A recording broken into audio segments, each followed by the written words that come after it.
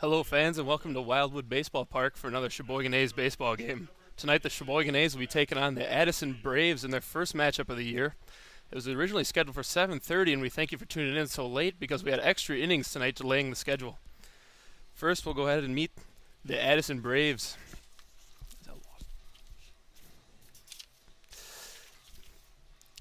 Leading off for the Braves, Josh Dryden. He'll be playing shortstop.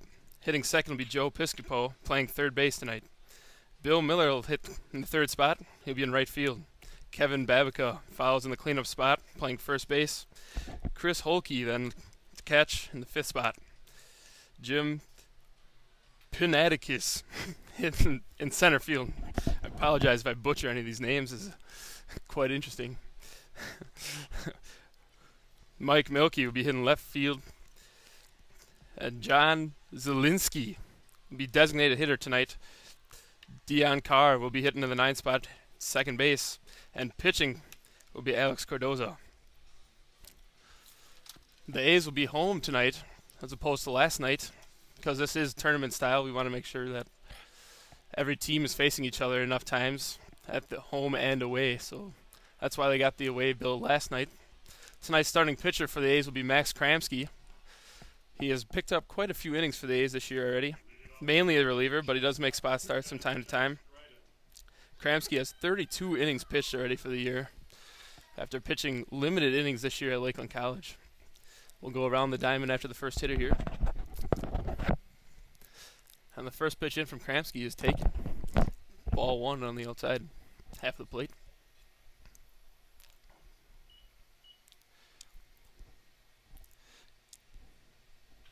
The second pitch, hit on one hop to Luke Maldonado playing second base, and there's your first out. We'll go around the diamond quick for the A's tonight. The battery is comprised of Max Kramsky pitching and Harry Stelt as the catcher. Third base, Trevor Tyson. Greg Rude takes the start at short after third base last night. Luke Maldonado at home at second base, and Chad Langley over at first base. And left, we have Cole Hiley. Center field, Dan Barwick joins the team after some time off. And that ball is first pitch driven well to left field by Piscopo. And it will be over the fence for a home run in the first round. Oh, caught. My fault as I start out here. Ball is caught by Cole Hiley up against the wall. As you can see how much I can see already.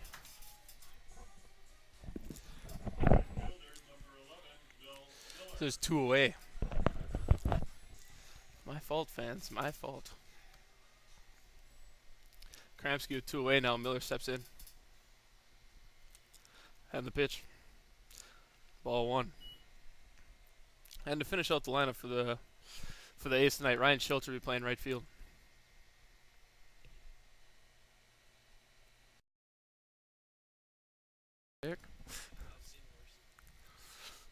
The second pitch is in there for strike one. Fastball in the inner half.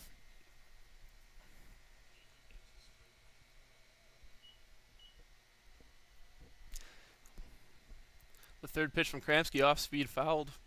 Trevor Tyson there to make the play. And the A's get out of it 1-2-3 as they'll come up to the home half of the first. The Addison gets no hits, no runs, no errors, and no left on. A's coming up here in the second half of the first inning.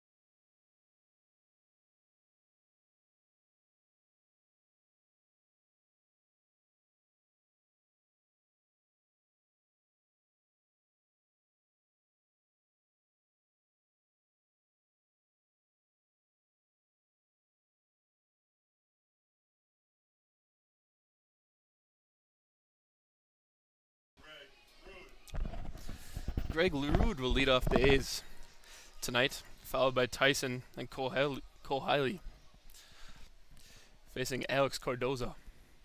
The first pitch, Leroud taken up and in for ball one.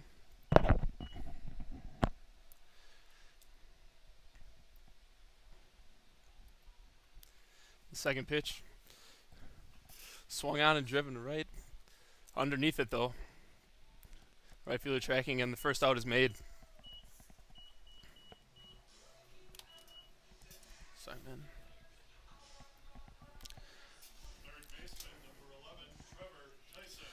That brings to the plate number 11, Trevor Tyson, playing third base for the A's tonight. It's the number 2 hitter. He's been on quite a hot streak as of late.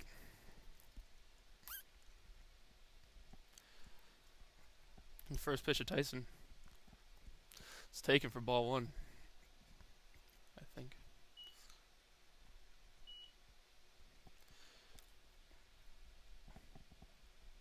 The second pitch is also a ball. Cardoza's given a steady feed of fastballs so far early on in the game, as you'd expect from the southpaw. And Trevor takes the third in a row, down and in.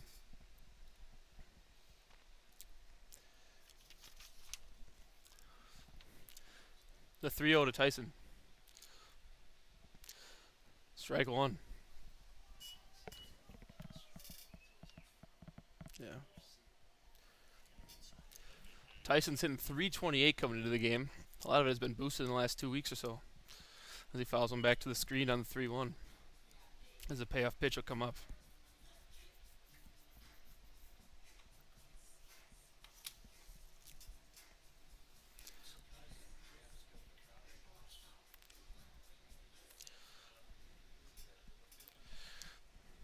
Cardoza toes the rubber for the payoff pitch.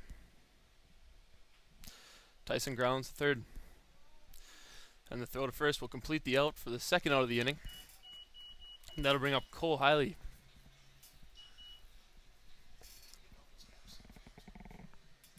Left fielder number 41, Cole Hiley.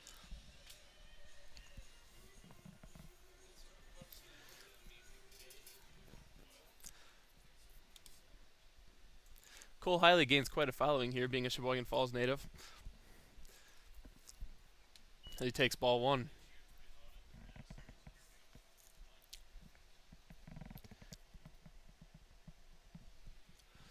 The second pitch is taken outside as well for ball two. Hiley's the type of hitter who has power to all fields. Sees the ball well out of the pitcher's hand. The third pitch, hit deep to left center field. And the ball will be caught for the third out of the inning. After one, the A's have 0. Addison Braves also have 0. Neither team have had a base runner, much less a hit. And we'll head into the top of the second.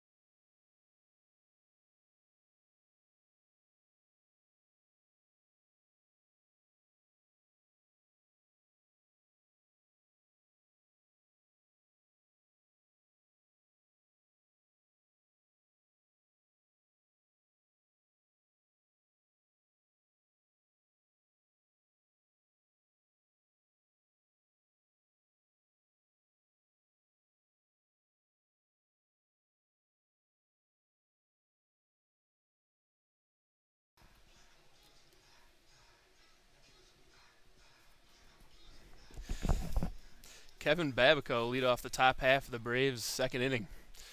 Kramski delivers the first pitch. Swing and a miss on strike one on the fastball.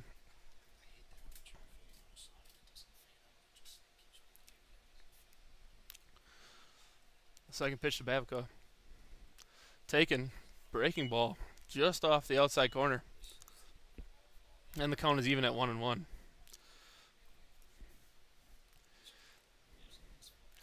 The windup in the pitch. Fastball taken for ball two.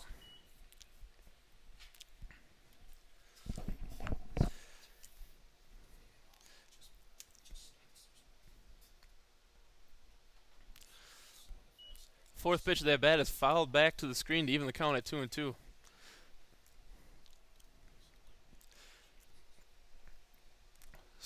Kramski is your normal three-pitch right-handed pitcher. Fastball, curveball, changeup. As he sets the 2-2 pitch. Down at the knees for strike three, and Kramski delivers his first punch out of the night.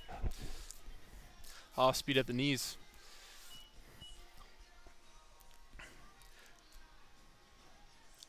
Kramski battled arm problems throughout the spring, picked up limited innings, but he has good potential and he has good stuff.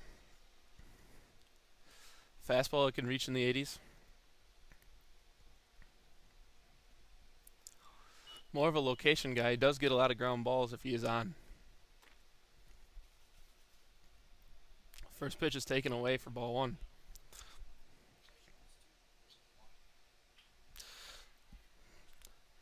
Second pitch. Ground ball to Tyson, and Tyson throws the ball into the Addison dugout. And that'll be the first base run of the game for either team as he advances to second on the throwing error. That one will be scored E5 if you're scoring along with us.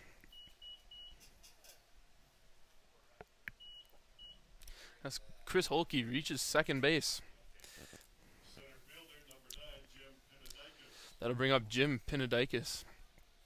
The runner on second and one out for Kramski.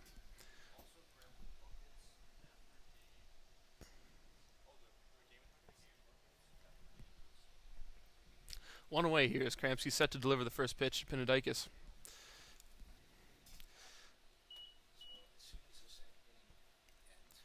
And the pitch is taken on the outside half. Ball one.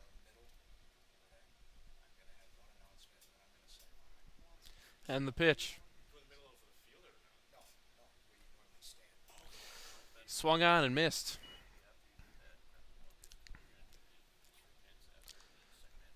And I apologize, the first pitch was actually a called strike on the other half of the plate. Count is 0-2. Kramski sets in the 0-2 pitch.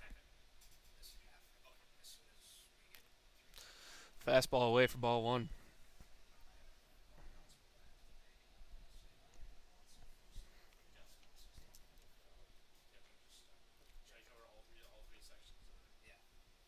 The 1-2.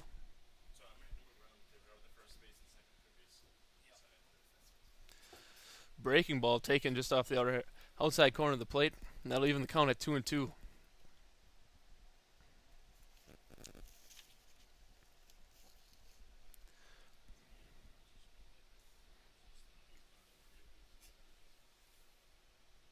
The 2-2.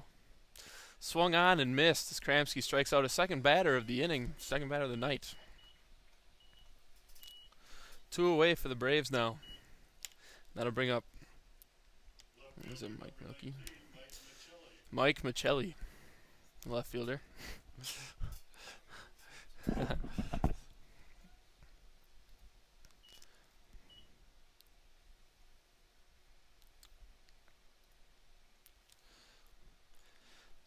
Michelli steps in, awaiting the first pitch from Kramski. Here it is. Strike one on the outside corner of the fastball.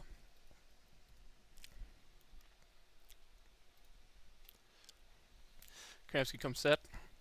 Checks the runner at second and here's the pitch. Breaking ball. Misses on the other half of the plate. Kramski's breaking ball is more of a slider than anything. Doesn't get a lot of downward break, but it's quite effective. Ground ball to the right side. Maldonado fields the throw to first, and Kramsky will get out of it. So the line for the Braves: no hits, one error, one runner left on, and no runs as Kramsky gets out of the jam. Heading to the bottom of the second for the A's here as we come back.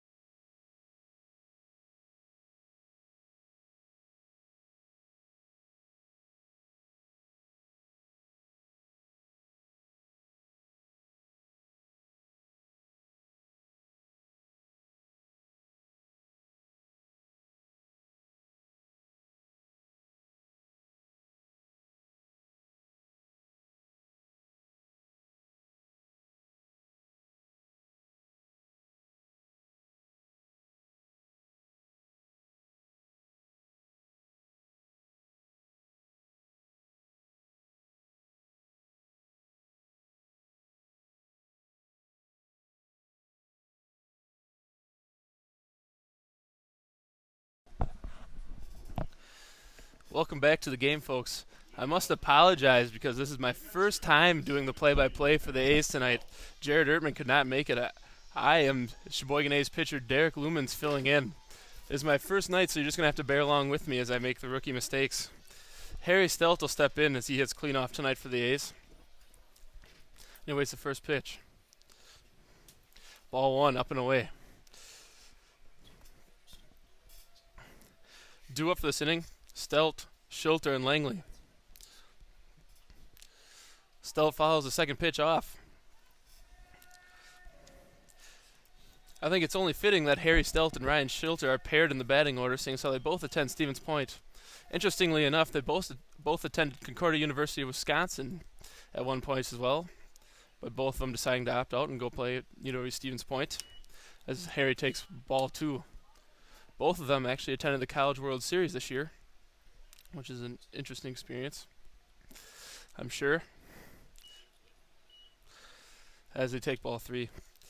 They were 2 games away from winning it, and in case you haven't heard, in the first game, Stevens Point had a freshman hit a walk-off home run to advance them in the World Series, which has got to be a dream come true, if nothing else, as Harry fouls away the 3-1 pitch.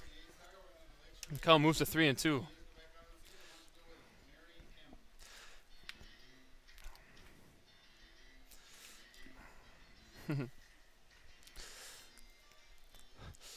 Stelt awaits the payoff pitch. It's a ground ball, and that's through the hole at short, and we have our first hit of the ball game. Harry Stelt gets a fastball, and he can handle it. Also been swinging the stick well this year. Stelt comes in at a .357 average tonight. And next up is Ryan Schulter, the right fielder. Ryan Schulter is a recent add-on, but no new face in Sheboygan, as he has played numerous years before, and has been instrumental into this 13-game win streak that the A's are experiencing. Extremely versatile ball player, good arm, 5-tool player really. And the first pitch to Schulter, and he'll bunt, and that ball goes back to Cardozo. Looks to second in the throw, and Harry Stelt beats the throw to second, and they're safe all around, first and second, and now there's a gripe here at second base. As 4 Braves converge on the base umpire, things look to get heated.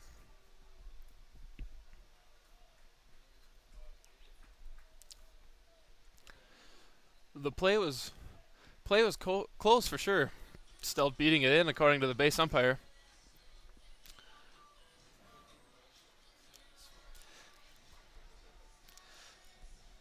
And now the Braves manager out to argue the play.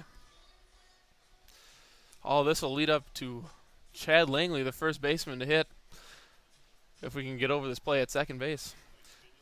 Quite close. And the manager just has a few words and will return to his own dugout. Second inning is a little too early to get run out of the ball game. The first baseman, number 29, Chad Langley. Next will be Chad Langley. Currently has 28 RBIs, which is most on the team.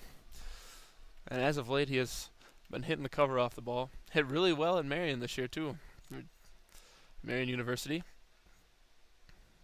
The first pitch to Langley. Taking his ball one on the outside corner, or off the outside corner.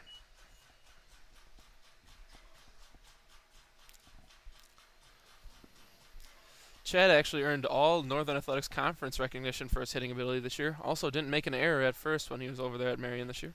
And the pitch is driven to left center, and that ball gets down. Flare over the shortstop's head, and Harry Stelt is waved home. The throw to the plate. Stelt is gunned out at the plate. And Ryan Schilter will move first to third on the hit over shortstop. Off the bat, the ball looked like it was going to carry a little bit more, but ended up getting hung up there. Must have hit it off the end. Play looked close at home, and it appeared that Harry had dodged the tag, but the umpire has the best view, obviously, and determined that the tag was placed. Second baseman, number 3, Luke Maldonado. Luke Maldonado will step in here. Second baseman. With one out and runners on first and third, as Cordoza finds himself in a bit of a jam here. And the first pitch.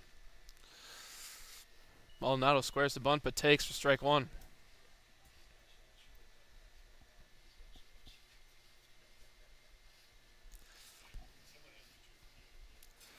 Maldonado eyes the second pitch. That ball is down and away. Luke Maldonado spent some time at Madison Area Technical College before moving on to Winthrop, as many players do. That pitch is taken for a strike two on the outer half. Madison Area Technical College always seems to make good players. They always end up in the Junior College World Series in some sort of fashion or have an impact on it. And the players always seem to move on to bigger and better things. I'm not saying that Madison Area Technical College isn't a great building block. Maldonado hits a chopper in between short and third. Gloved by the shortstop and no play. And that'll drive in the first run of the ball game on the base hit by Maldonado. Langley moves up to second, and Schulter scores the first run of the game.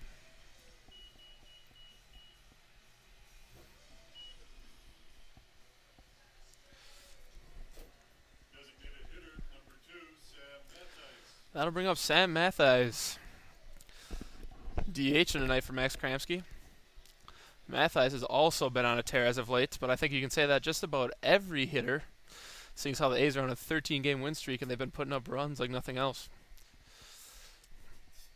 Cordoza checks the runner at second before delivering the first pitch here. Cordoza sets, and the first pitch to Mattheis. Taken for strike one. Mattheis played at Wisconsin Lutheran College this year, and they finished in the top 6 teams at the bottom half of those top 6 and ended up making it all the way to the Northern Athletic Conference Championship game before losing to Concordia Chicago, who was nationally ranked. The second pitch to Mattheis, and he hits a chopper to the pitcher. Cordoza fields and throws and gets Mattheis probably by half a step. The play was extremely close again. That moves the runners over to second and third. It was a productive at-bat out of Mattheis.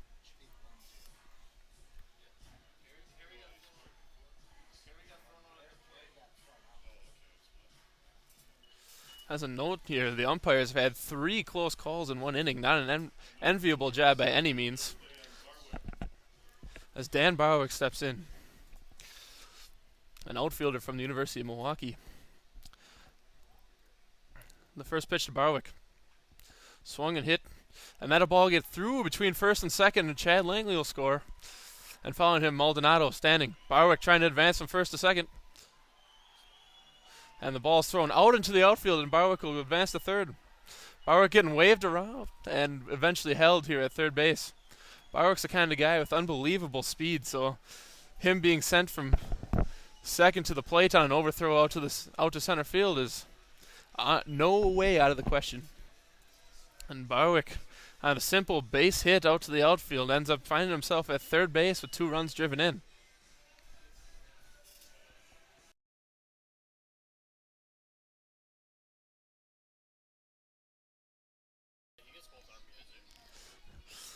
Barwick picks up 2 RBIs on the base hit, and Greg Rood stands in. So the A's get back to the top of their lineup.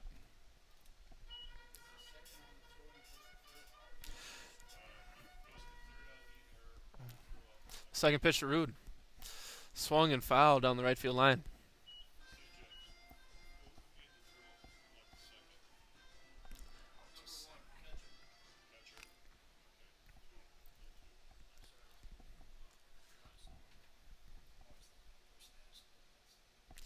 The pitch to Rood, and Rood hits a foul ball down the left field line. That ball get out of play. 50-50 girls are coming around. We want you to make sure you get tickets. We're giving 2 prizes tonight. The number 1 drawing will be half of the pot, and the second drawing will be a pair of Brewer tickets to the August 20 or the July 22nd game coming up next week. Rood hitting .231 coming into this ball game. Definitely not reminiscent of how he swings the bat, though, as he's had so many hard lineouts this year that it's almost difficult to watch at times.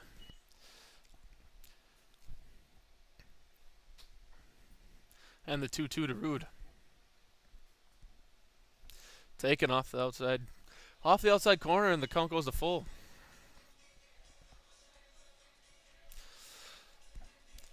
That's really something to say about Rood's mentality, though. It doesn't get discouraged by hitting the ball hard and getting out. And the full count pitch will be grounded to the first baseman, who has trouble with it, but will pick it up just in time to retire Rood. And that ends the inning, but not before the A's strike with 3 runs on 3 hits and 1 error as they leave 1. Program number 951. We will head to the top of the third.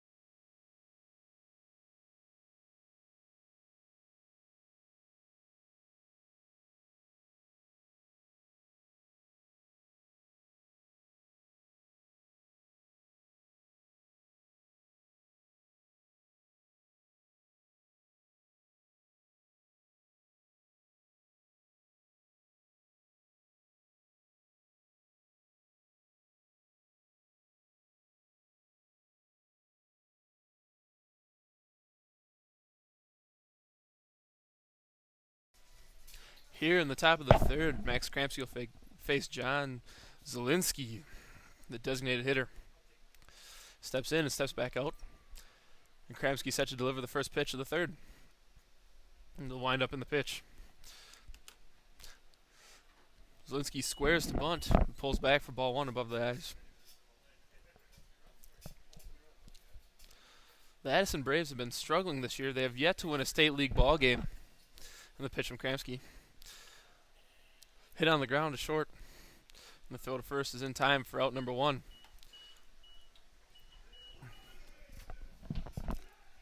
Addison has won 4 ball games coming into tonight, which does not make their outlook for tonight favorable, seeing as how the A's are on a 13-game win streak going for 14.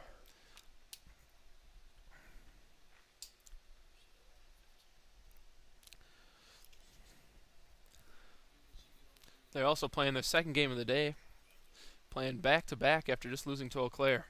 Kramsky will throw the first pitch. Pitch is cut on by Dion Carr, the second baseman. Strike one. Second pitch of the at-bat.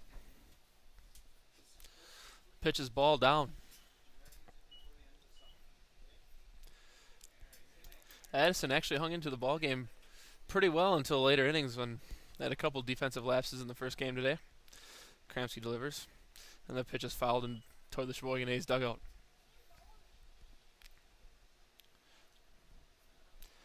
But baseball works both ways in that respect. When a team is hot, everything goes right for them, and when a team struggles, it seems to be long-lasting, and there are no breaks. Speaking from experience, that is. And the pitch is cut on and missed. And Kramsky with his third punch out of the night. Fastball right by him. That'll be the second out of the inning. And that'll bring us right back up to Josh Dryden in the top of the order for the Addison Braves. Shortstop number 10, Josh Dryden. Kramsky with 2 outs delivers the first pitch to Dryden. Pitch is taken for strike one on the outer half. Appeared to be a change in speeds there, probably a change up out over the outer half.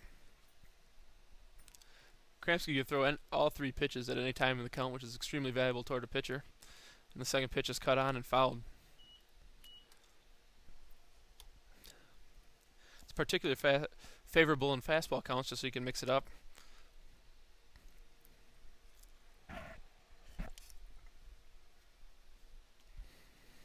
The 0-2. Jam shot to Maldonado, and the throw on to Langley will retire the side for the Addison Braves as they go down quietly 1-2-3 here in the top of the third.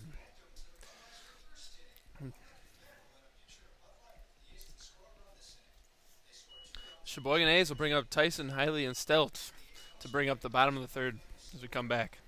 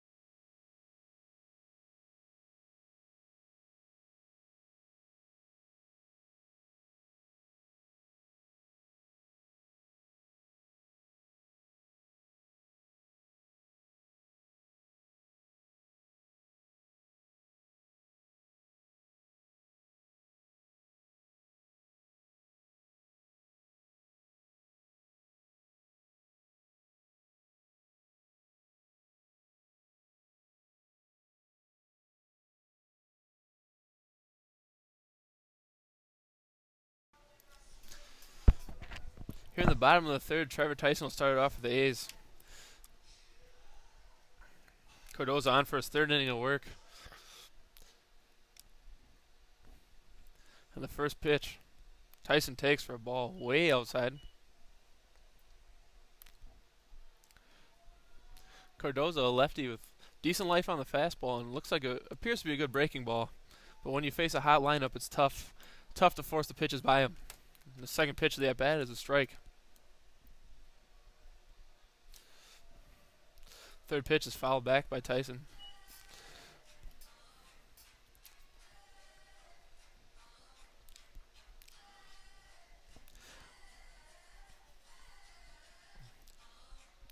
Tyson has a 1-2 count here.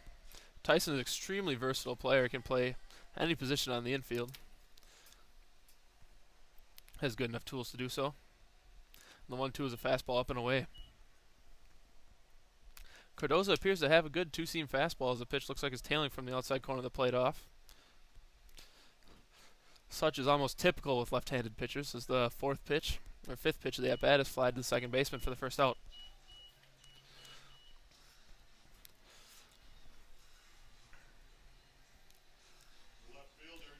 There's something about being left-handed that gives your baseball natural movement, and thus why good lefties are sought after more than right-handed pitchers. Which is almost unfair if you ask me, but I think that's a little bit of personal bias, being a right-handed pitcher myself. After the first out, Cole Hiley will step in, the 3-hitter. Hiley attends Evansville, redshirted this year. And the first pitch to him, taken on the outside corner for strike one on the fastball. This kid has tremendous potential, the ability to hit, has good speed, and tracks down the baseball well in the outfield. Ground ball to third, the throw to first, and Hiley's retired by half a step for the second out.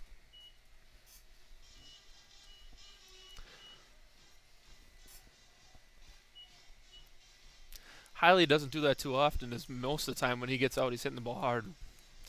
Catcher number 17, Harry Stout. And that brings up the catcher, Harry Stout.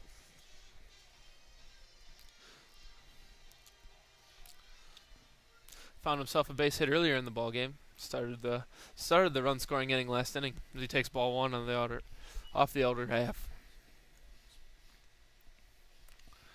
Great night here at the ballpark as the fans sure seem to be enjoying baseball even at this hour. The second pitch is taken for a strike.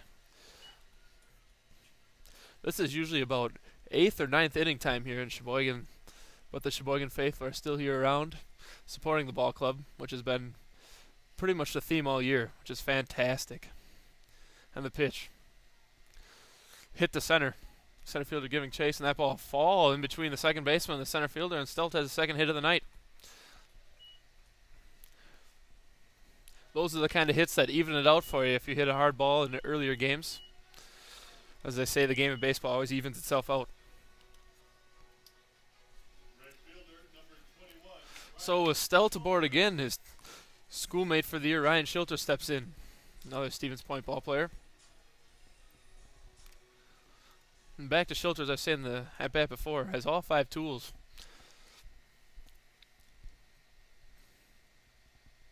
And the first pitch is taken away.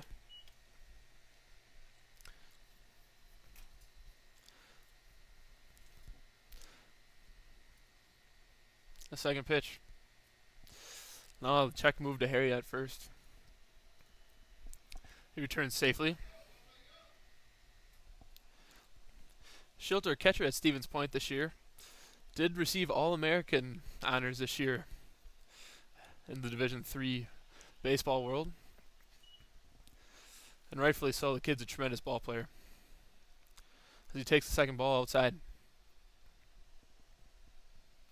2 balls, no strikes here. Schilter with 2 outs. And the pitch. Ball 3 taken inside.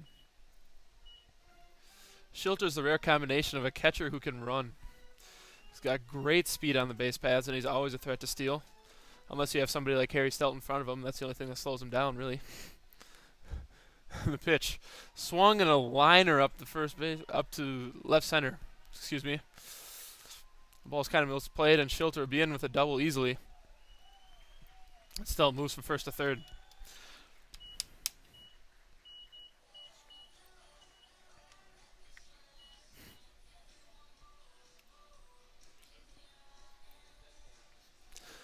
That ball is hit about as hard as you can hit it. Right off the barrel. First baseman number 29, Chad Langley. And with the speed of Schilter, there's no doubt that he was reaching second base. And that brings up Chad Langley with 2 outs and runners on second and third. Great RBI opportunity in the first pitch. Ball 1 away.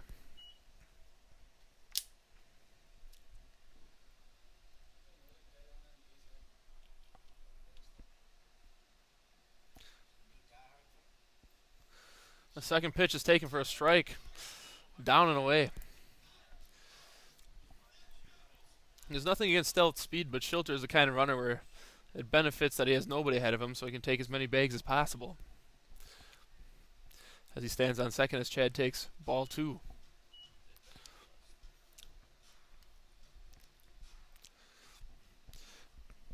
Hitter's count here for Chad Langley as the pitch taken and strike away as it comes with off speed.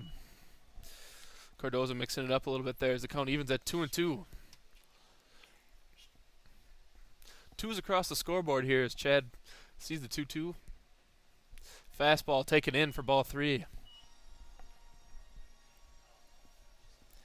Count goes full with 2 outs, but the runners will hold, seeing as how there's no No runner to force them.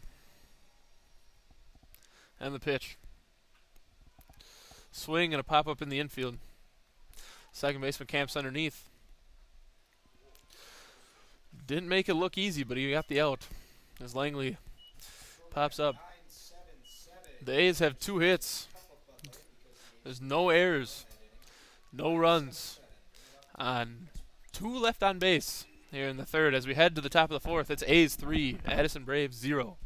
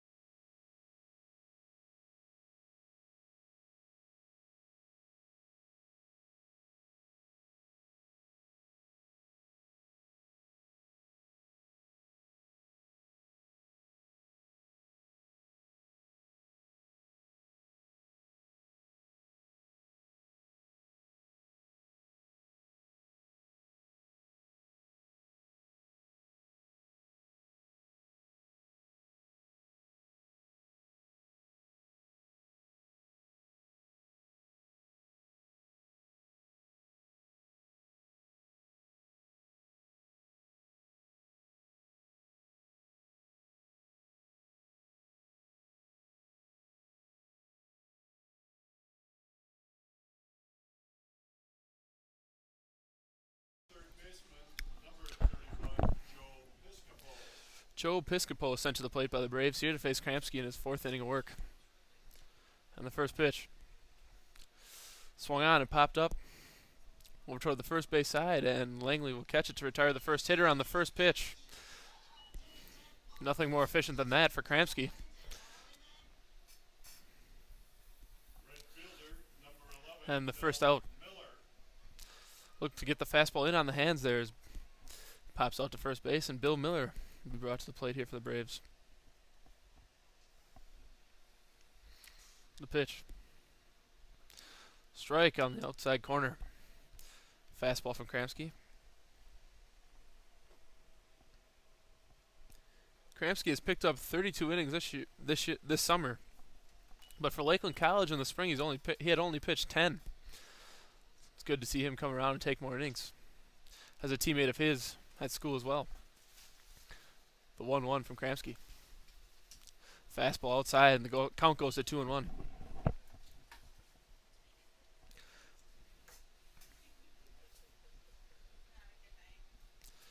Kramski set to deliver the 2-1 and the pitch.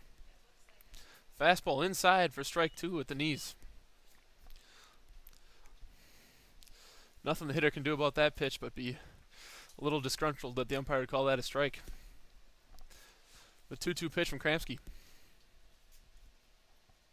Struck him out looking on the outside corner with the breaking ball. His 4th of the night. And that'll be 2 away. An excellent pitch by Kramski, completely fooling Miller. Number 15, Kevin Kevin Babica. Babica steps in with 2 outs. The right-handed hitter is yet to get a hit. 0 for 1 tonight. The first pitch. Ball down and away from Kramski.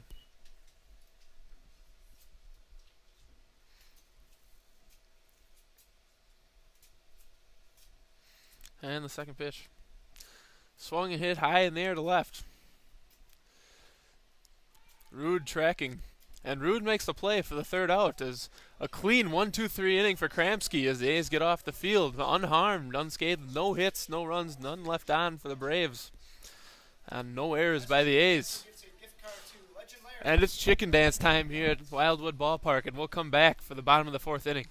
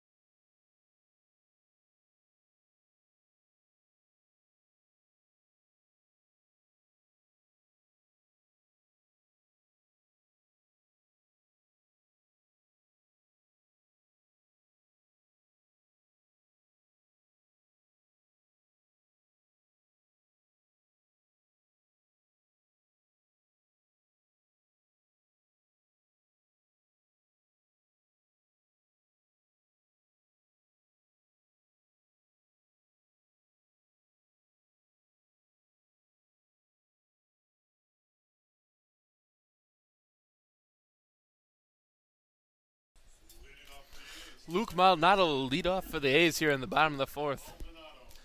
As an aside, there's hardly anything better in Sheboygan to do on a summer night than come down and watch a ball game and participate in the chicken dance competition. So if you have yet to do so, you should definitely come check it out. It is always a hard contest to judge. And the first pitch to Maldonado is high and away for ball one. But the fans sure do have fun down here. It's a great ballpark atmosphere, and the chicken dance is definitely one of the competitions that everybody gets into. I dropped my pencil. Second pitch to Maldonado. And that pitch will go straight to the backstop, a sight that's not normally seen. Something like out of the movie Major League. As that'll be the second ball. That pitch was straight on the fly to the backstop. As embarrassing as it can be for a pitcher, but there can be many different things that can cause that as ball three is delivered. A lot of times there's too many new baseballs in the umpire bag.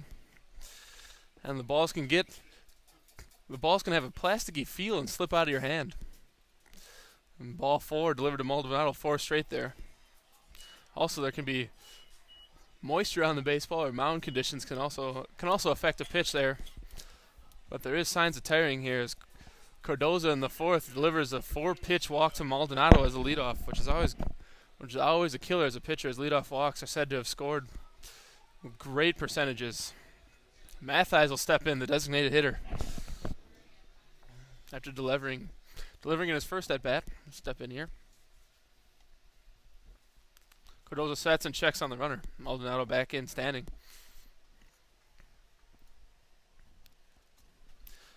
In a game that's difficult to score, such as baseball, it's unbelievable how easily leadoff walks turn into runs.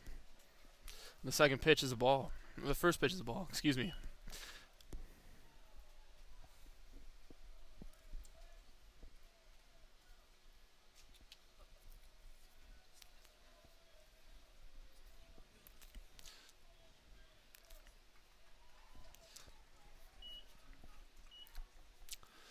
Mathies takes a strike. It's even in 1-1.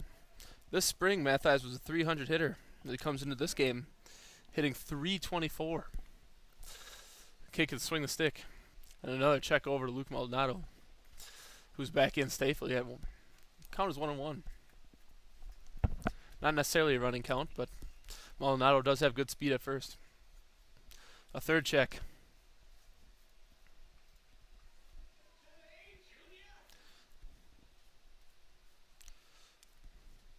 After two consecutive throws over the 1-1 pitch. Swung on by Mathies on the outer half. Strike two. There appeared to be a missed sign there, as it didn't seem to be Mathies was trying to drive the baseball, more so put it on the ground.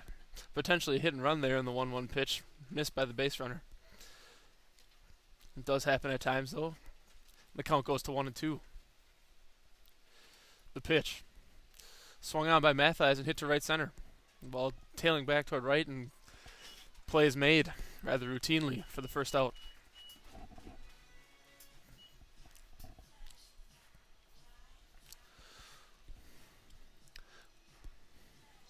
With one away, Dan Barwick will stand in. Barwick, another player on the A's with phenomenal speed. Always a threat to run when he gets on the base paths. And really a candidate to get a hit almost every time he's up, because when he puts the ball on the ground, he has enough speed to beat it out regardless of where he hits it. And the check on Maldonado for the fourth time. Lefties had the advantage on the check over to first base, but Cardoza doesn't seem to be wanting to use one of the better moves he has. A slide step in the pitch. Ball one. Barwick, a Division I baseball player at UWM, and you can see from his outfielding ability and his speed that he's definitely a candidate to play the Division I level. Cardoza checks on Maldonado yet again. Maldonado back in standing every time, as we have yet to see a phenomenal pickoff move. And the 1-0 to Barwick. Pitch taken. Strike one, excuse me, as the count goes to 1-1. Pitch is at the knees there, on the outside corner.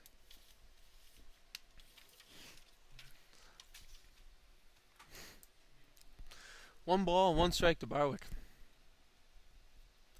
Goes up in the pitch. Ground ball on the right field line and foul.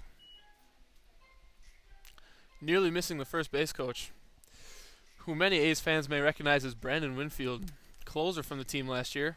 Also made a couple starts. He actually holds the career saves record here in Sheboygan with 10, and he put up all 10 saves last season. Also a single season record. Left-handed pitcher. Will not be pitching for Sheboygan this year, though.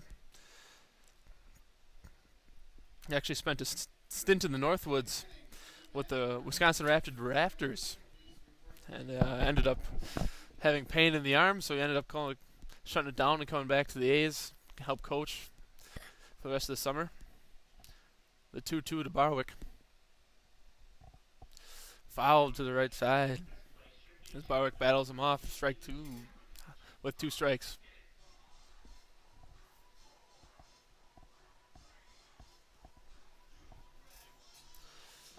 So we'll do the 2-2 again here as Barwick steps in. Cardoza checks Maldonado. He's up in the pitch. Off speed and through the hole on the right side, and base hit for Barwick.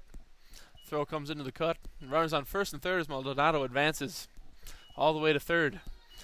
Good piece of hitting with 2 strikes from Barwick there as he gets a pitch on the outer half of the plate and drives it the other way. Sat down on the off speed and drove it. That'll get the A's back up to the top of the order with Greg Rude. Barwick chosen as the 9-hitter tonight because he almost acts in effect as another leadoff hitter. First and third situation, he's always a threat to run. Now with 1 out, Rude squares to bunt. Down the first base line beautifully as the first baseman will field. Close play at first and he's retired, but not before Rude drives in the run on the bunt down the first base line, picks up an RBI, and Barwick advances to second. A's manager Tyler Martin has used the squeeze effectively this year in numerous games.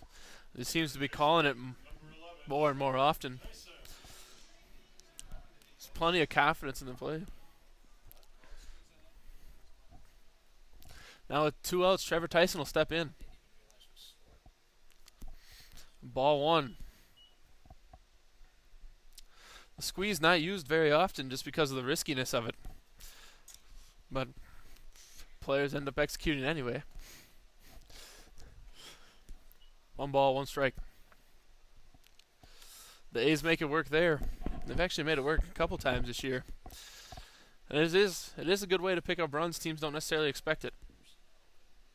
The 1-1 to Tyson is off speed, taken for a strike. Count falls to 1-2.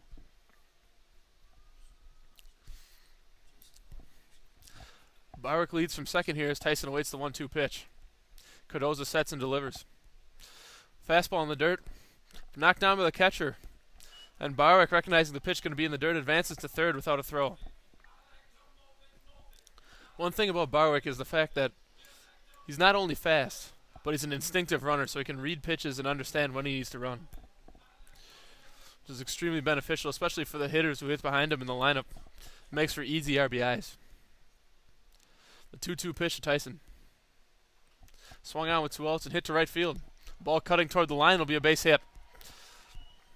Barwick will score on the single from Tyson, and the A's just keep putting on runs as the score goes to 5-0 now.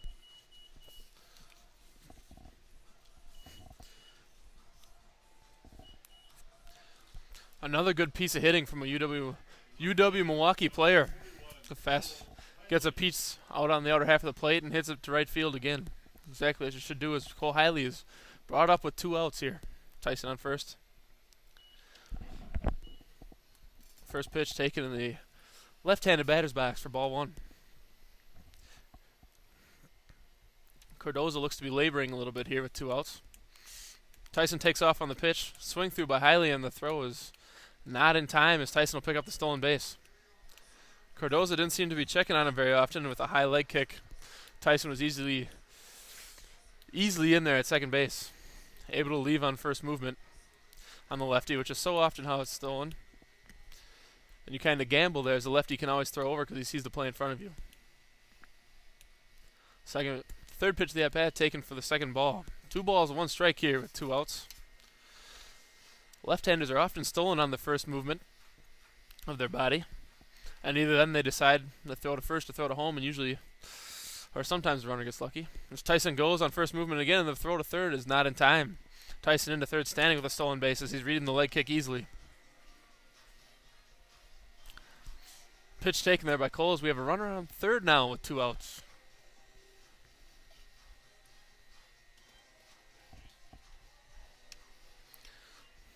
Cardoza doesn't seem to be trying to get to home plate in any hurry. Tyson taking advantage of that. Cardoza pitches. Highly hits the ground ball to short. Fields and throws. And the third out is made, but not before the A's tack on 2 more runs in the bottom of the 4th. They do leave 1 stranded, though, as we will head to the top of the 5th inning. Addison due up.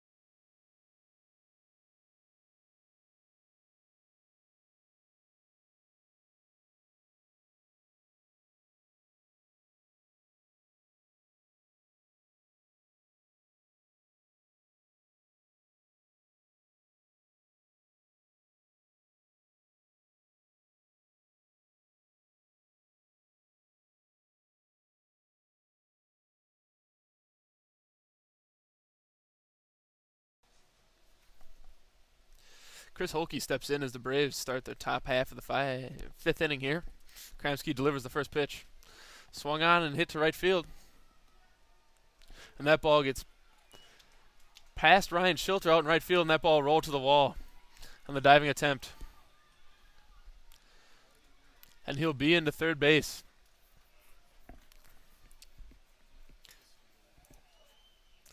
I'd assume the play would be ruled as a triple. We'll wait for the official scoring.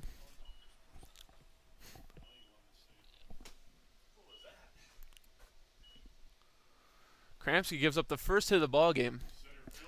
It's always something you don't do is talk about a no-hitter while it's in progress, but Kramski has been effective.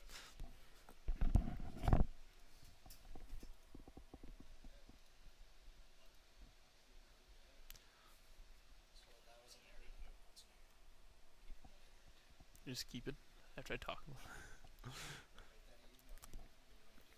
The first pitch is a strike on the outside corner here. As Jim Pinadikis comes up to bat. The 0-1. Swung and driven over Luke Maldonado for a base hit. Jumping attempt by Maldonado there, just out of his reach.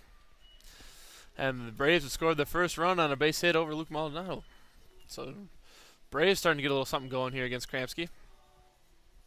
Nothing you can do about the 2 hits that he's given up, though, as both of them have kind of been flares in front of the outfield. Texas Leaguers, as you call them.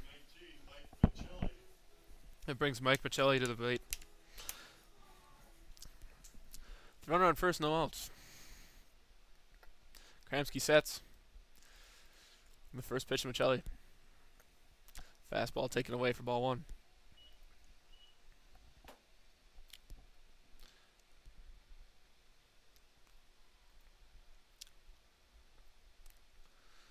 The 1-0. The runner goes, the swing through. And a stolen base.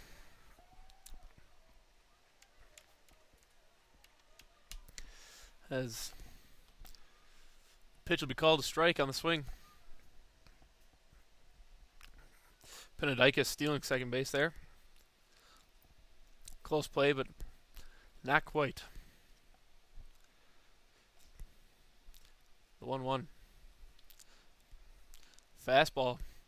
Close, but it'll be taken as ball 2. One of the more frustrating things as a pitcher is seeing the ball fall in between infielders and outfielders. As the pitch is hit and skied into the air into right center. Drifting back to right field as Shilter makes the play for the first out.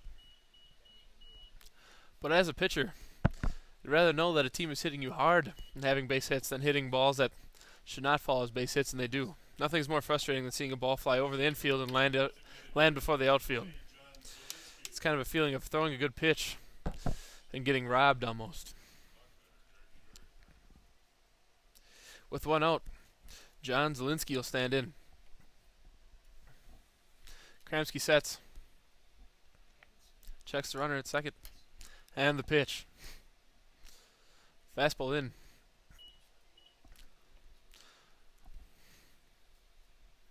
For ball 1. Kramski here with 1 out and a runner on second, trying to minimize damage here as he delivers the 1-0. Fastball at hops, but Stelt picks it.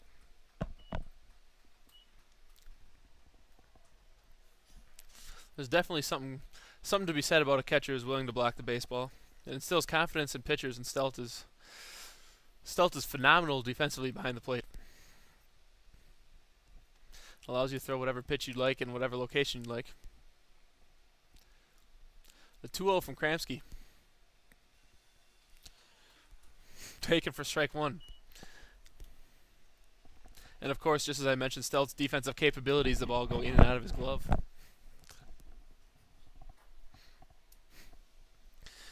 That always happens. It's common around the baseball world. The 2-1 pitch from Kramski. Breaking ball hit to right field. Shilter giving chase. The slide and the ball is down. Ball rolled to the corner. 1 run will score.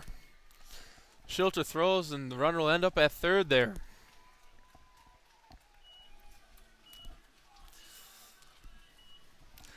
Not a bad pitch from Kramski, but the ball is cut just right, tailing away from Shilter the whole way and ended up hitting the line. And the spin ended up kicking it out to the warning track on the fence side, on the right field line side, and rolling down to the corner. So John Zielinski ends up with a triple. Dion Carr will step in, the 9-hitter for Addison, as they threaten here. And with 1 out, the first pitch is taken for ball 1 upstairs.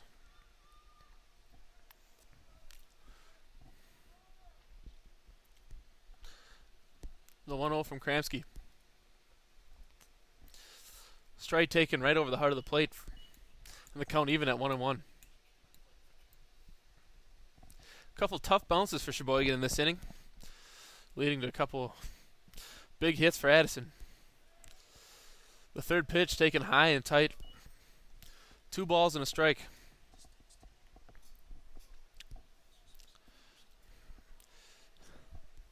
Dion Carr taking that pitch just below the chin there. The next pitch is fouled back.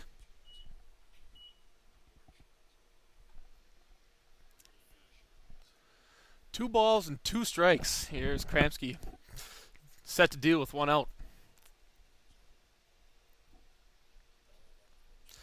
Come set. And the 2-2. Swung on and fouled out of play on the right field line.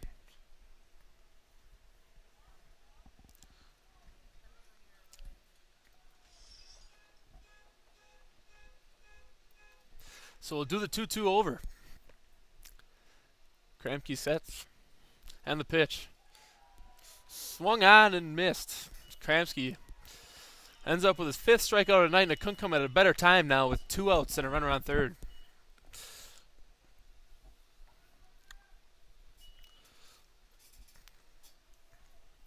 Shortstop, number Those are at bats that define pitchers. If you can get an out yourself and end up turning the ball over to your defense with 2 outs, it says a lot about you, and the ball club supports you.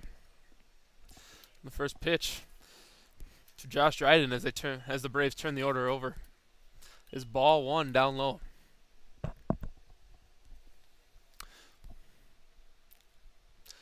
Dryden awaits the 1-0. Kramski steps off.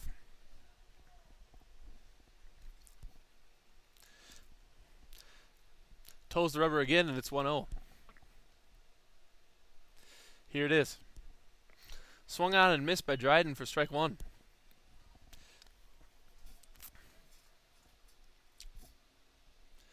Blows the fastball by him there.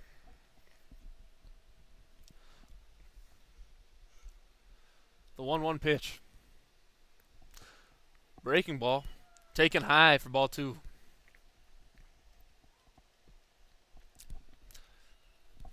Kramski looking for any way to find an out here to minimize the damage.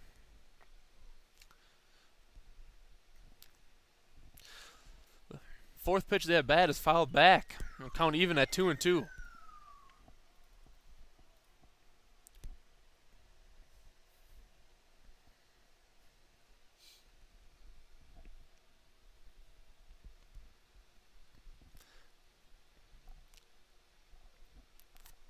The 2-2 is fouled back.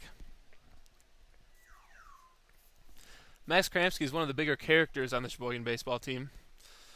He's always an interesting guy to be around, but when it comes to tough situations like this, there's nobody better. Has a good pitching mentality. Unwavering in tough situations. The 2-2. Breaking ball just down, and the count will go to a full. Good pitch on the 2-2 from Kramski. It's a big action pitch here. Count is full with 2 outs and a runner on third, and Kramski comes set to deliver. And the pitch. Ball 4 taken high and away. Kramski looked to throw that fastball up and away, put a little extra on it. Ended up overthrowing a little bit as it looked like as he leaves the ball up.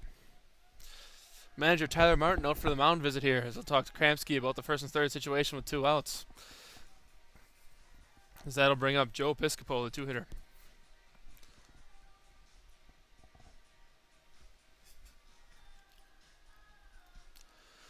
Kramski getting roughed up a little bit in this inning, but not major problems yet, as the lead is still a good 3-run cushion here as it's 5-2.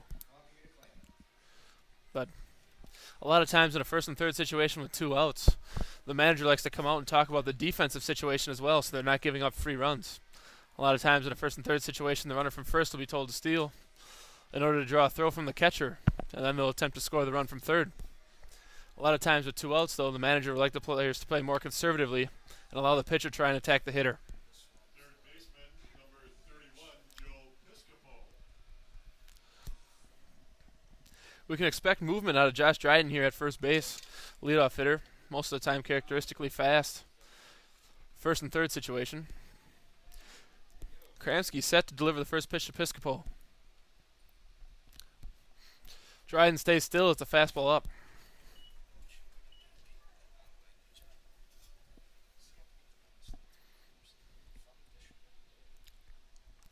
Kramski sets. The 1-0 pitch. Ball 2 away.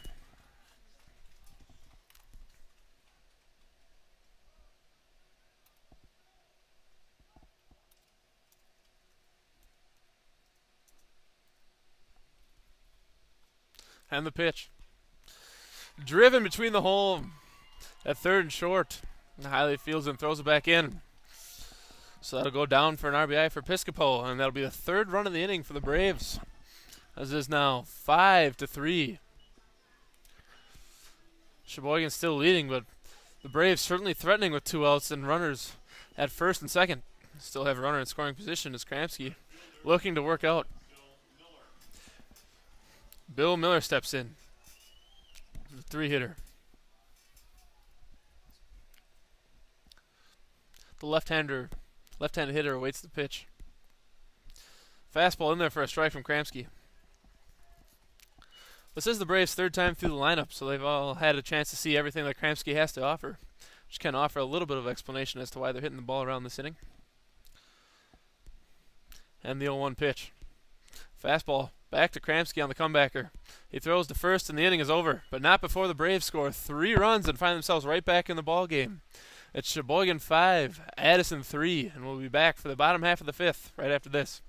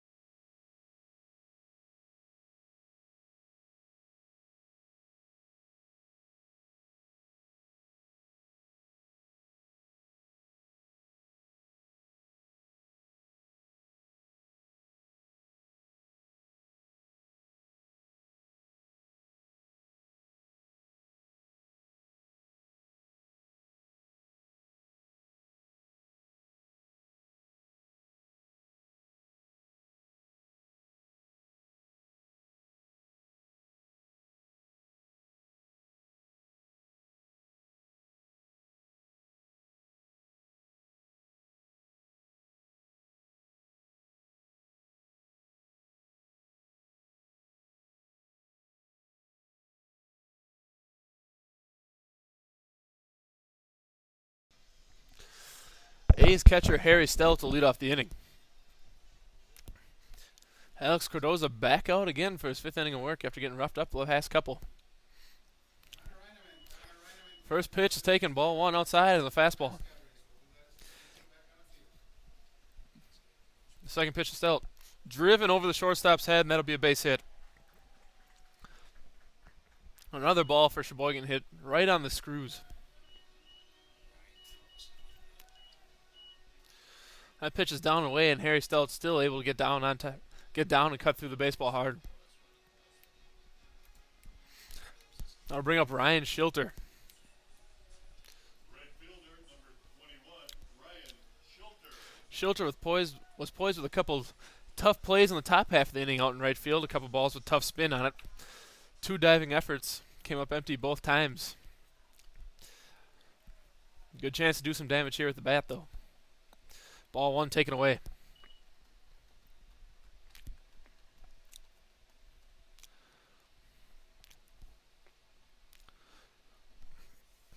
Shilter awaits the 1-0 from Cardoza.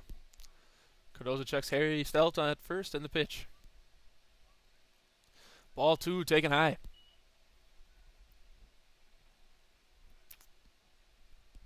Two balls, no strikes to Shilter here. Good hitting count. Let's see if he can put it to use. And the pitch. Ball 3 in the dirt.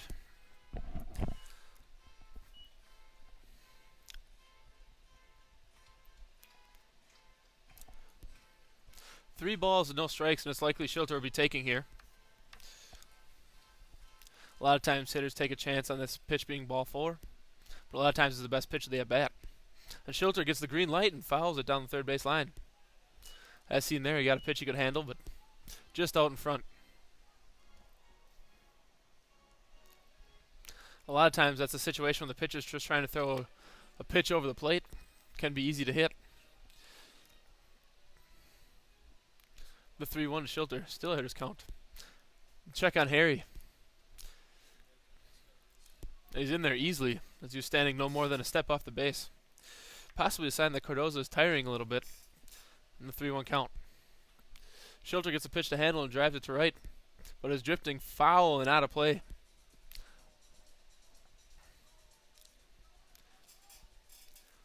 Good pitch for Shilter to handle there, but he just sliced it foul.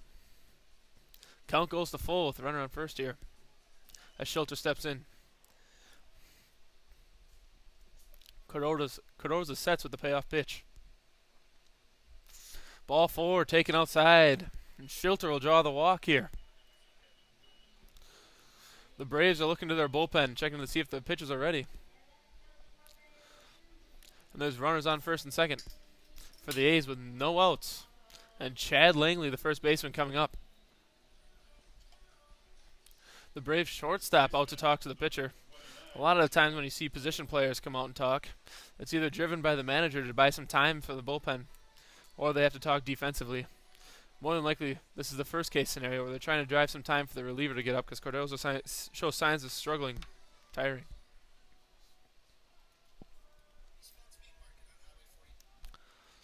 As it was, as now the manager comes out to talk to Cardozo, and likely we'll see a change here.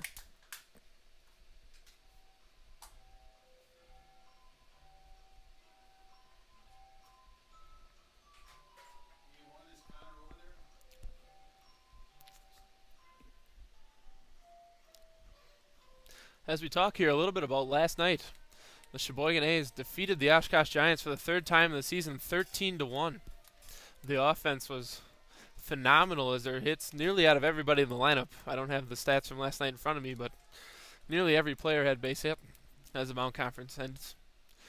Oshkosh Giants scoring on a lone home run last night.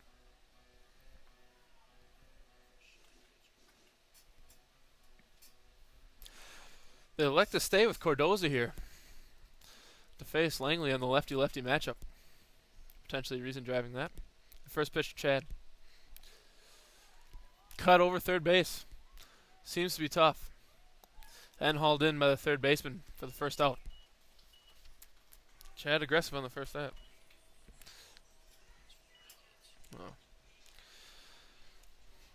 As Luke Maldonado steps in, Trevor Tyson and Cole Hiley last night had 3 hits. Harry Stelt and Sam Mattheis both had 2.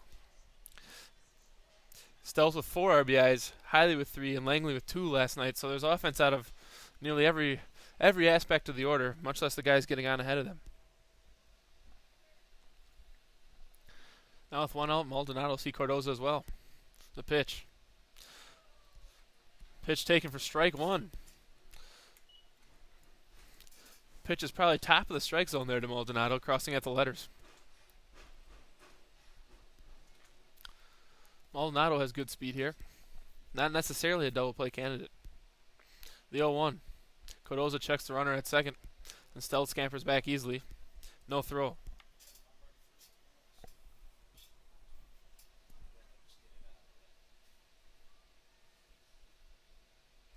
The pitch to Maldonado. And he drives one to right field for a base hit. Stelt rounds third, and the throw coming into cut off by the first baseman, and Maldonado has an RBI base hit as the A's take the lead to 3. 6-3. Schilter goes from first to third on the base hit. So many times when you see a team that's on a win streak, you see clutch base hit after clutch base hit. And Maldonado delivers as well. Cardozo probably in there for one too many hitters as they will make a pitching change here. The Braves go to a right-hander.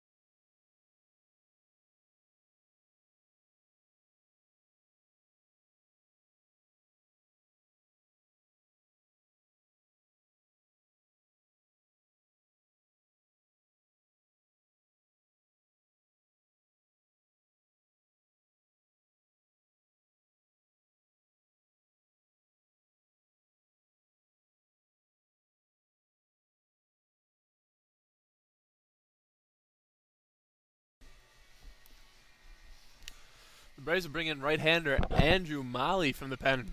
Try and clean up Cardozo's mess here with 1 out and runners on first and third. Judging from warm-ups, he's a fastball slider pitcher.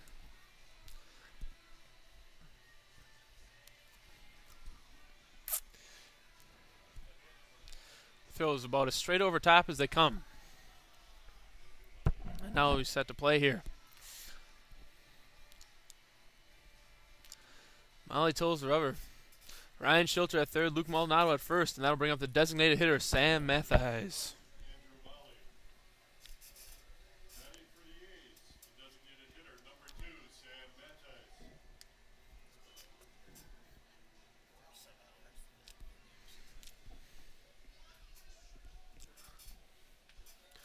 Mathies steps in with 1 out, and opportunity to do a little bit more damage here and give the A's a little bit more cushion.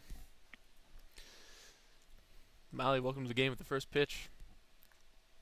Maldonado takes off. Pump fake from the catcher. 1-hop throw to third, and Schilter will score easily, reading the play. Ryan Schilter is that kind of base runner that causes havoc no matter what situation he's in. And the 1-hop throw from the catcher didn't help.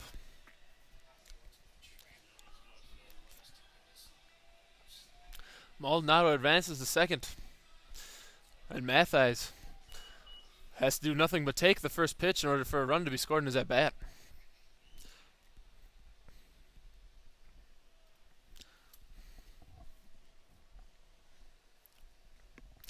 Now Molly and Holke talking it over on the mound. Probably discussing either what sign to use with the runner on second or what pitch to throw here.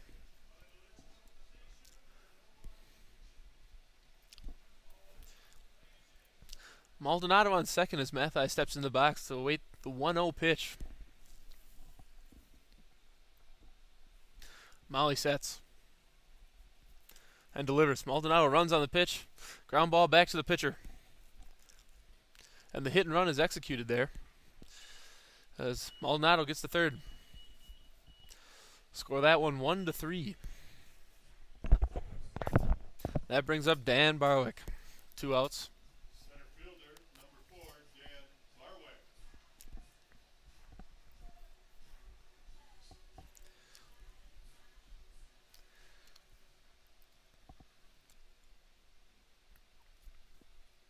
Barwick awaits the first pitch.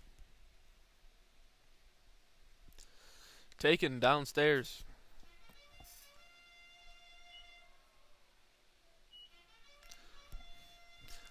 Taken at the knees. Excuse me, for strike 1. Pitch looked a little down, but apparently the umpire didn't think so. Second pitch, a curveball thrown away.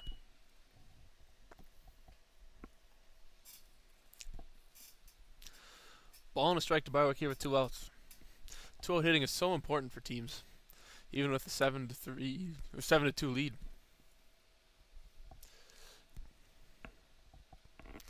Barwick fouls it off. The count goes to 1-2.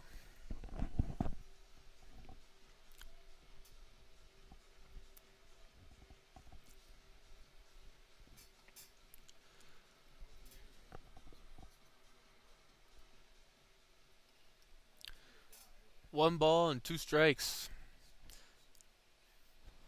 Barwick caught looking at a curveball away. Barwick doesn't agree with the pitch, but he'll be sent down. The A's do score in this inning, though. They tack on 2 more. It's 7-3, and the Braves will come up in their half of the 6th.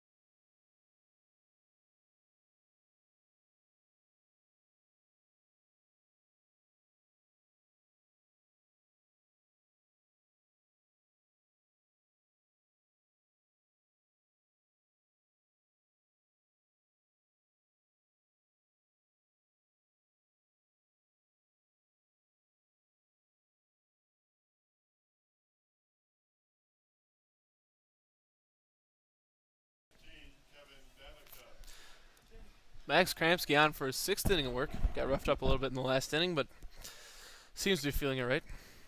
Kevin Babica stands in, first baseman. Receives the first pitch from Kramsky. Right on the corner for strike one.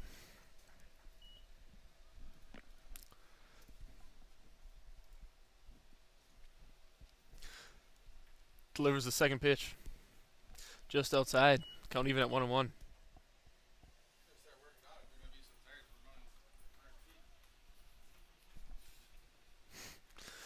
Ball and a strike.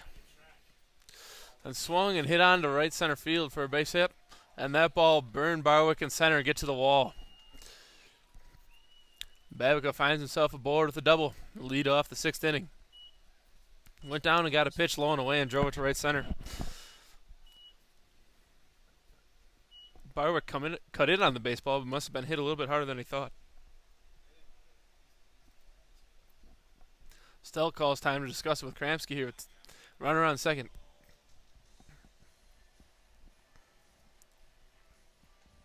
Chris Holke, the batter. As Stelt and Kramsky discuss it, and Stelt returns to the plate. The catcher, number 39, Chris Holke. 7-3 here. Sheboygan leaves the Braves, but they're threatening here again in the top of the 6th.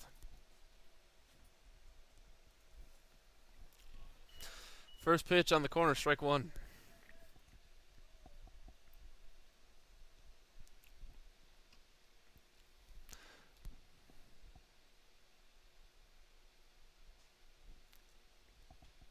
Kramsky skets and the swing.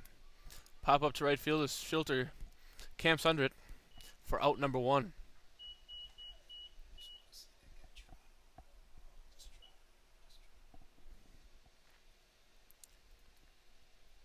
Center fielder, number 9, Jim Pinadikis. Jim Pinadikis steps in now with one out and a runner on second. Had a base hit and an RBI in an earlier at bat. The left-handed hitter awaits Kramsky's first pitch. Breaking ball inside for ball one.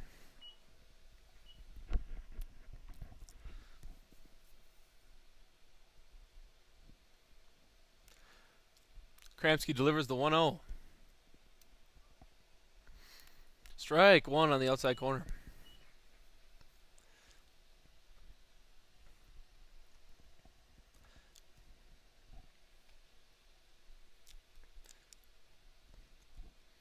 The 1-1. Swung on and fouled back. Count goes to 1-2.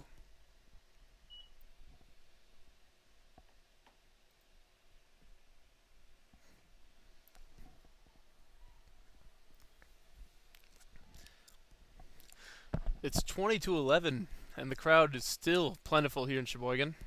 Community backing the ball club greatly as they wait to see Kramsky's 1-2. Taken up and away. It's good to see a community that lives and breathes baseball. There's so much talk about it being kind of a sport that's in the past, but there's still so many people who like to come out to the ballpark, young and old. The 2-2 was fouled back. And we'll do it again.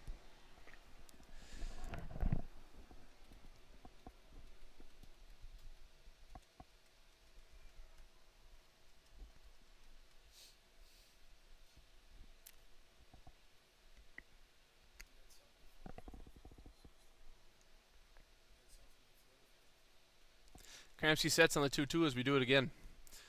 The pitch. Driven to right field and deep. Shilter tracks it on the track and makes the catch. The runner will advance from second to third, though, as the second out is a loud one.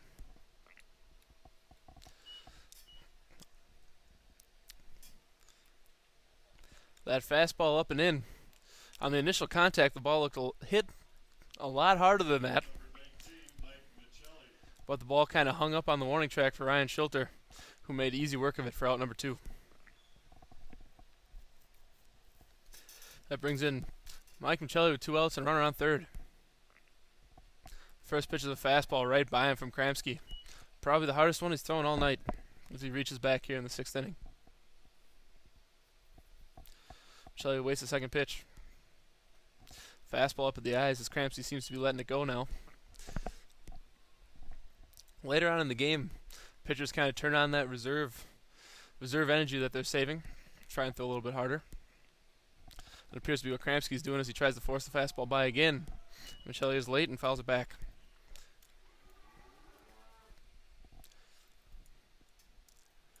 A ball and 2 strikes here with 2 outs. Crampsky works out of the windup.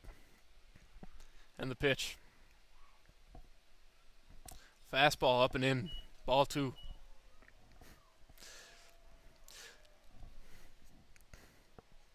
Crampsky seems to be challenging Michelli here with the fastball, saying you're going to have to hit my hardest fastball if you're going to get on here. The 2-2. Fastball again, and the umpire flinches, but it is ball 3. Look to be taken right down the middle. Those are tough as a pitcher, especially when you're reaching back in your reserve here as the count goes full. Those are pitches you need to have. The full count pitch right on the corner as Crampsky's unfazed and sends him back to the dugout. Crampsky controls the damage here as the A's lead the Addison Braves 7-3 as we head to the bottom of the 6th.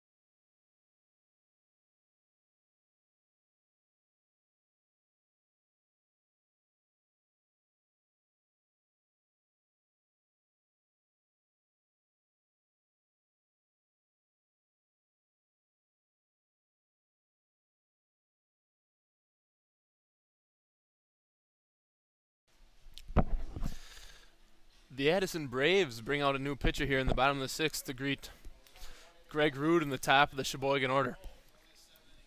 Number 26, Andrew Perry, will be throwing for the Addison Braves. Right-handed hurler. Seems to be a 3/4 slot pitcher. Probably got a little run on his fastball. That brings to the plate Greg Rood in the top of the Sheboygan lineup. Due up this inning, Rood, Tyson, and Cole Hiley.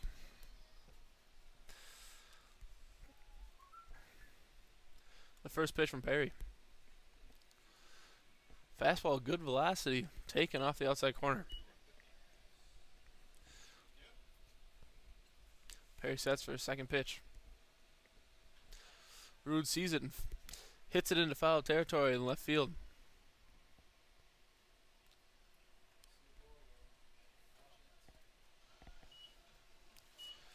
And the ball is dropped. Foul. Last call for program 977 to claim the crash Budweiser Thursday. 977. I apologize for the delay there as 3 Addison Brave players converged on the ball and could not see it fall there. Count goes to 1-1 on Rood, and he has new life in his at-bat here.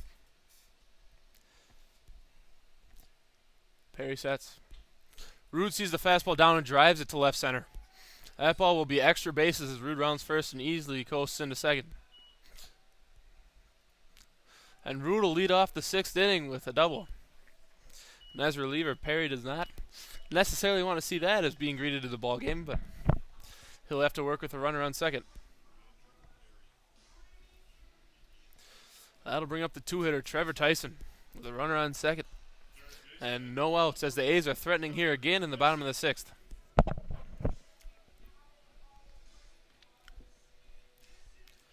Trevor Tyson, also a player that can play any spot in the infield. Has good hands and a good arm. Makes a start at third base tonight. Frequently plays shortstop as well. Also has a couple games in at second base. As he steps in to see his first pitch from Perry. Perry sets. Rude takes his lead at second in the first pitch. Tyson squares the bunt and lays one down the third base line, and it's a good one. Perry has trouble picking it up, and that'll be a base hit for Trevor Tyson on the bunt. Perfectly placed, and Perry had no option but go to first on it, and he could not barehand the baseball. Tyson, no slouch on the base path either, as he has decent speed. It would have been a tough play for Perry regardless if he would have barehanded that baseball or not. That brings up the third hitter, Cole Hiley.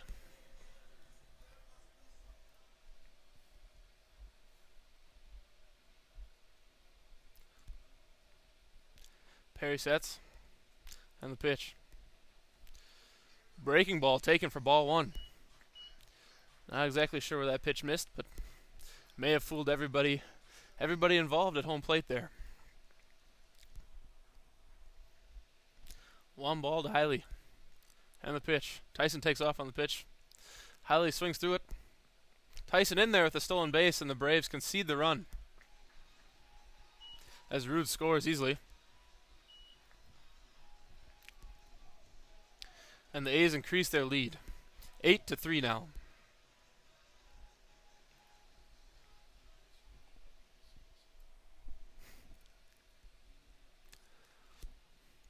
Hiley now with the runner on second.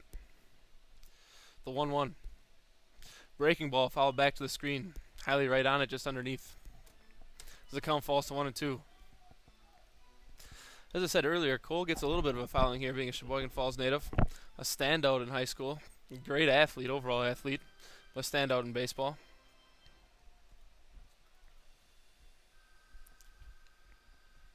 As he waits on the 1-2. Breaking ball away. Count falls to 2-2. One thing to say about Perry is his breaking ball does look tight. Baseball comes in into the plate region and then breaks, which is effective. And Hiley sees a fastball at the knees for strike three. Doesn't agree with the call as he takes a looking, but he'll be sent to the dugout nonetheless as the first out of the inning. It's picked up via strikeout. It helps so much to have a breaking ball that looks like a fastball until the last moment to deceive hitters. It seems like Perry throws his breaking ball hard enough to have that effect.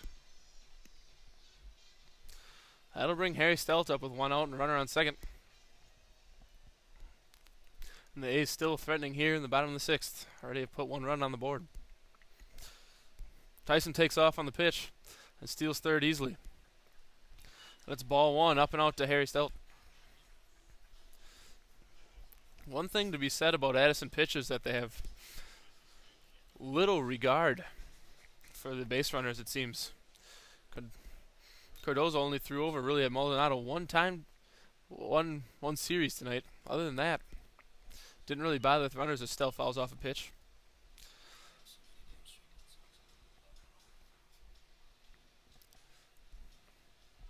A's players definitely taking advantage tonight, stealing numerous bases. High leg catch. Addison will bring the infield in here on the 1-1 pitch. Likely to try to cut off the run scoring from home here. Stelt sees the 1-1. Breaking ball doesn't break. Ball two. These are the situations where Addison is trying to keep the game under control, at least at the score 8-3. This next run could definitely break it open. 5 runs is still possible, but you'd like to see it kept at 5 as the infield plays in. Stelt fouls the ball back, and it's 2-2.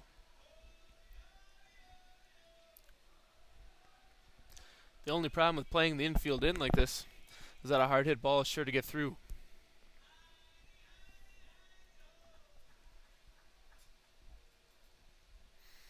Tyson leads at third, and Stelt awaits the 2-2. Seen and fouled back, and we'll do it again. 1 away here, so Stelt just need the fly ball to the outfield in order to score the run. A base hit will do as well. That is obviously the preferred method. 2 balls and 2 strikes. Breaking ball, and Stelt hits it down the right field line and foul. As the ball ends up on New Jersey Avenue.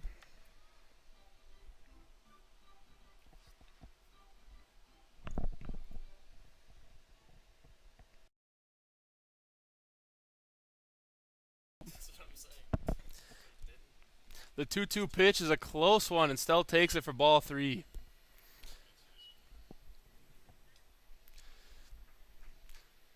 Perry visibly upset with that pitch not being called a strike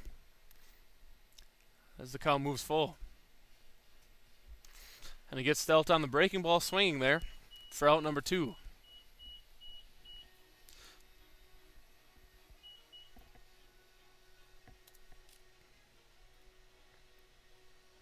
Right fielder, number 21, Ryan Schulter.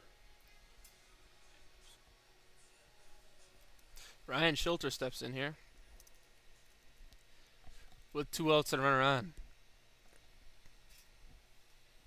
The pitch. Strike 1, taken at the knees.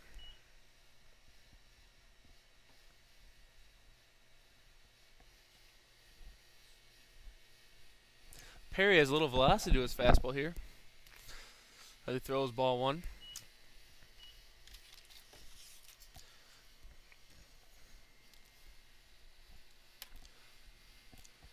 Tyson on third, and Schulter awaits the 1-1. Breaking ball up and in for ball 2.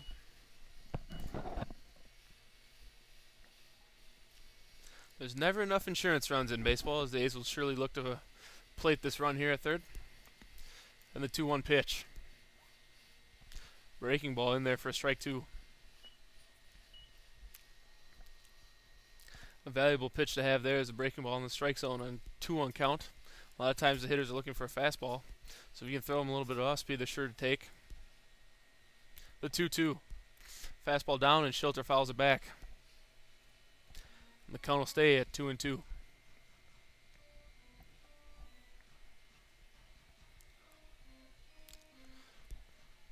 Perry looking to minimize here, but Schulter looking to drive the run in.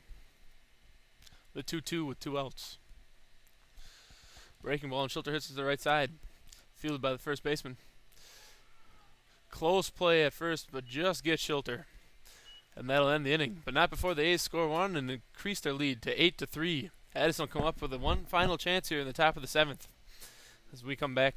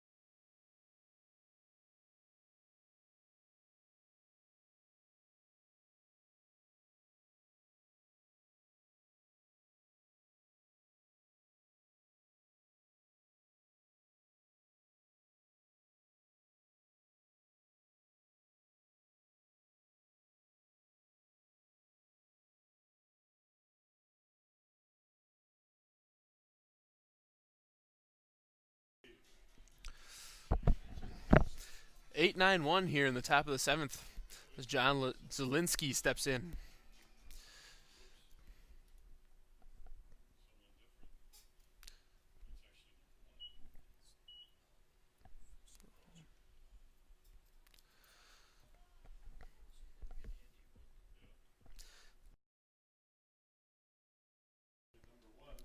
Andrew Molly steps in as he had replaced Zielinski in the lineup, coming into pitch.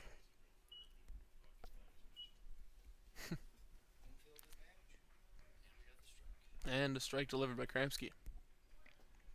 Count even at 1. And the pitch. Thrown inside. Tyson eats it up at third base and throws on to Langley for the first out of the 7th inning.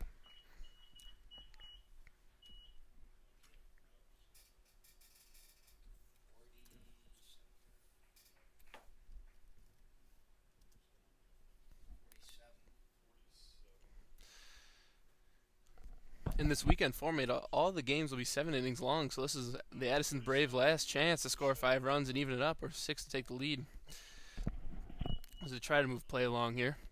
And as you can see from tonight, when you get into extra inning ball games, everything gets delayed, so it's been tough, but the Sheboygan faithful are hanging in there, along with the team, the players. As the A's are 2 outs away now from making it the 14th in a row. Quite impressive streak.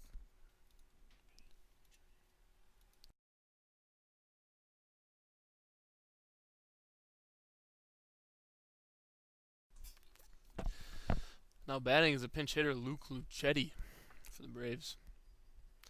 Took strike 1 in the second pitch. Ball outside. Ball and a strike as Kramski looks to go the distance here in the 7-inning ball game. He's set to deliver his third pitch to Lucetti. Fastball away, ball 2.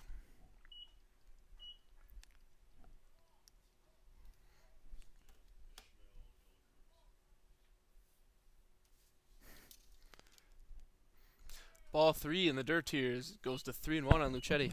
I'm going to take this time in between pitches now to thank you guys for hanging in there with me tonight on my first experience on the play-by-play. It's been a little rough at times, but thank you for keeping in there. As Kramski delivers the 3-1. Ball 4, and it didn't miss by much. So with 1 out, the Braves have a base runner. And that brings up Ishmael De La Cruz. Also a pinch hitter here.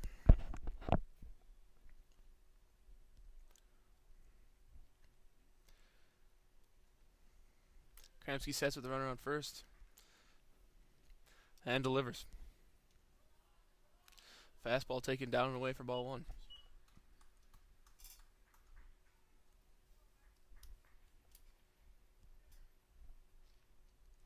The 1-0 to De La Cruz. Fastball inside and not by much.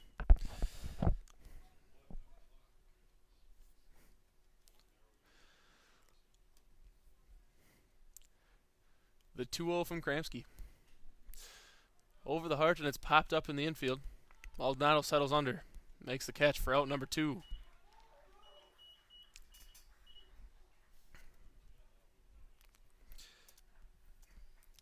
This is the point in the game when you're up by 5 runs that the defense is just trying to count outs without being aware of base runners.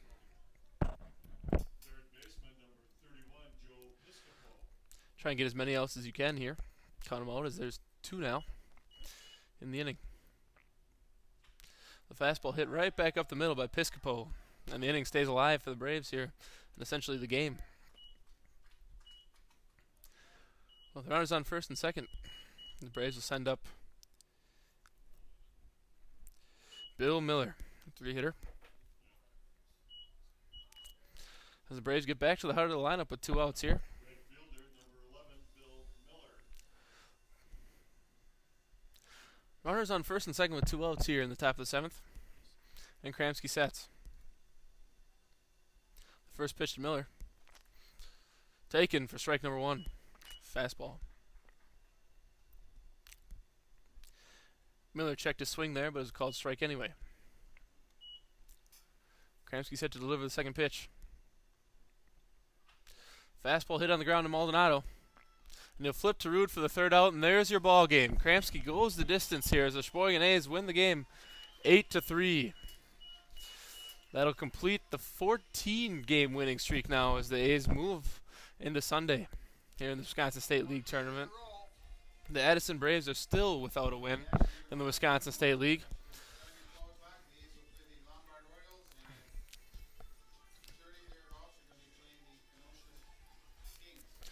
Tomorrow will be a true test of the 14-game win streak now, though, as the Sheboygan A's will take on the league-leading Lombard Orioles, and not too far behind them, they'll take on the Kenosha Kings as well, second place.